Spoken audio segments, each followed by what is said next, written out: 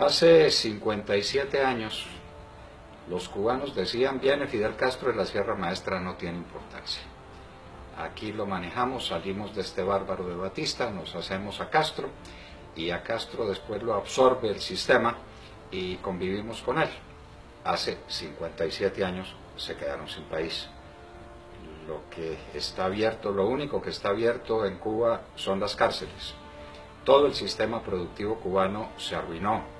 La gente vive en la miseria y han vivido lo que han podido vivir de regalo de la Unión Soviética, que les dio las millonadas de dólares que no han repartido los Estados Unidos en toda América Latina, y han vivido últimamente de los regalos que les da el chavismo y el madurismo, es decir, han vivido de regalo, han sobrevivido de milagro. Ahora, cuando se les acaba el petróleo de Chávez y de Maduro, se preguntan: ¿y ahora de qué vivimos la mala vida que tenemos? Hace cerca de 20 años, los venezolanos decían: Chávez, eso no vale la pena, ese es un golpista, ese es un militar cheverongo que habla de cosas tontas y que habla de socialismos y que habla de tonterías. No vale la pena lo de Chávez, con tal de que salgamos de estos políticos corruptos, vámonos con Chávez. Perdieron el país y lo perdieron hasta el punto en que no tienen que comer. Los colombianos vivimos de espaldas a la realidad de que nuestros hermanos venezolanos no tienen que comer. El proyecto de inflación para este año es del 700%. Les acaban de subir el salario 50%. Luego le queda un 650% a los venezolanos para que puedan comer.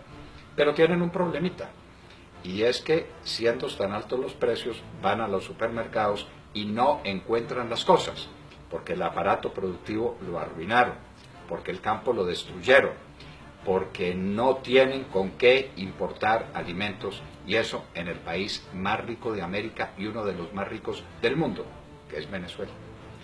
Los colombianos estamos jugando el mismo juego, el de los cubanos hace 57 años, el de los venezolanos hace 20, esto de que vienen las FARC y de que Juan Manuel Santos les está entregando el país y que va a haber distintas zonas de la nación entregadas a la guerrilla de las FARC.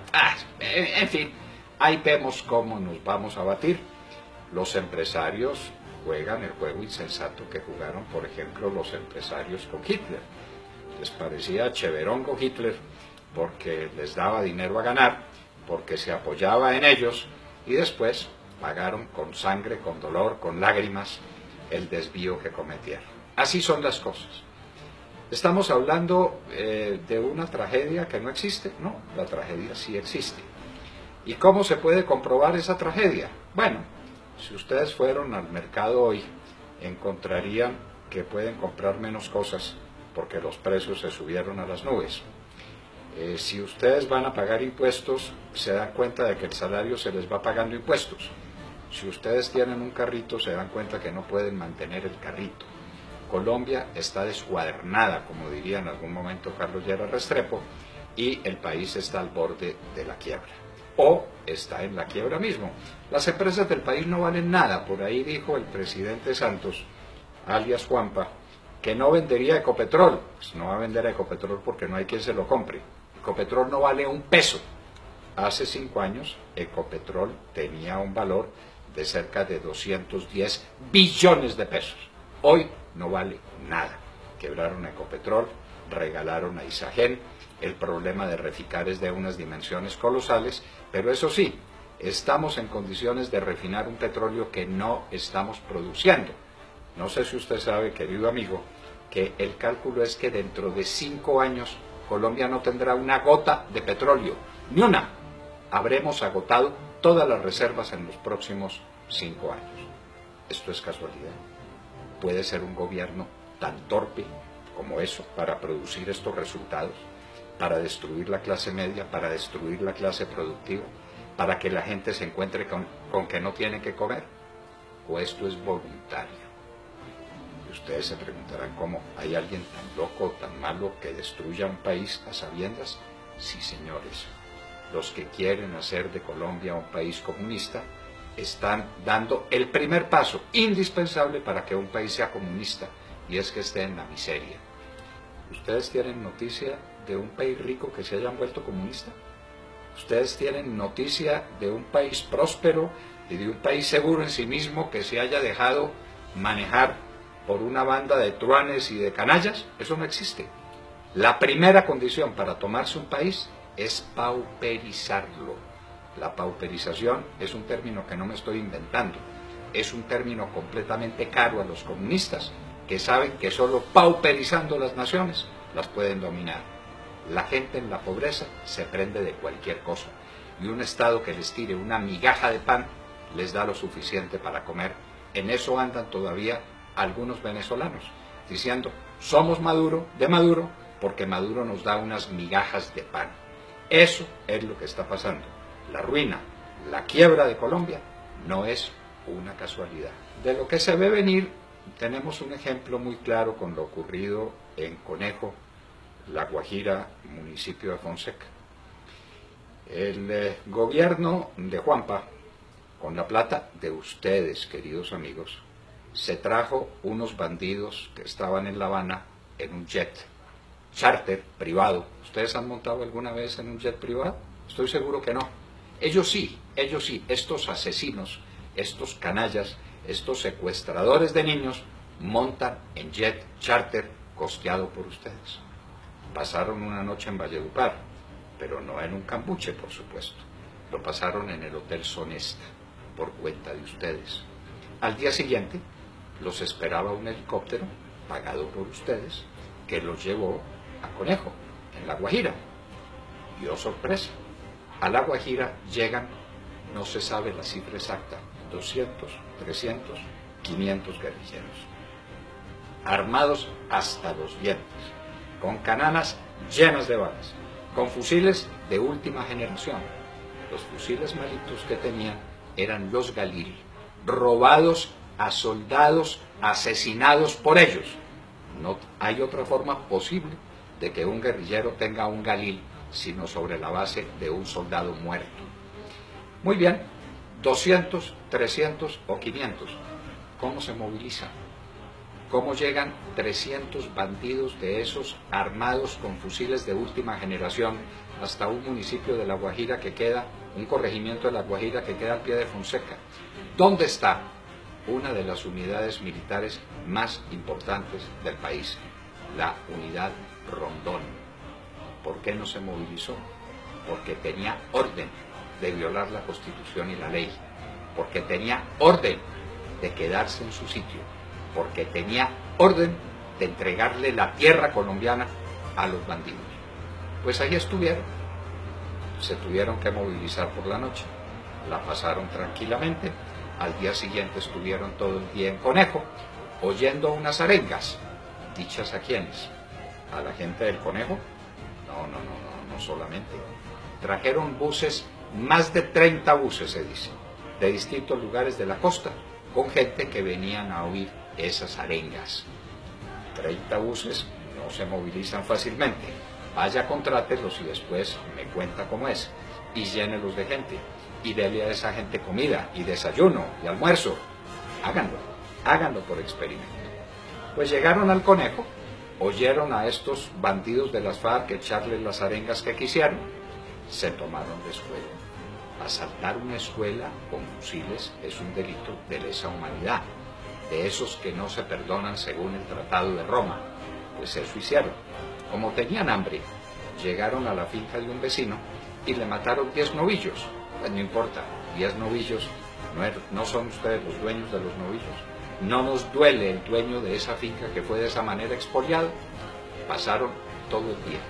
Dueños y señores del pueblo. Dueños y señores de la situación.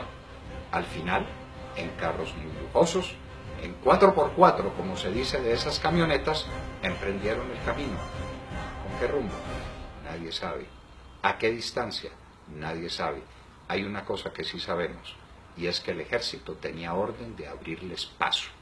El ejército de Colombia, nuestro glorioso ejército, comprometido en un acto de violación a la ley y a la Constitución, porque los despejes están absolutamente prohibidos y porque la orden de los militares es atacar a bandidos armados donde quieran que los vean.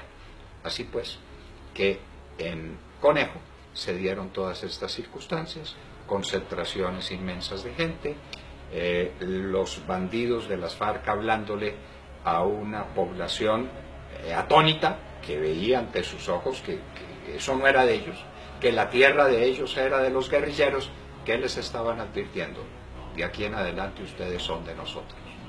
¿Pasó eso solamente en el Conejo?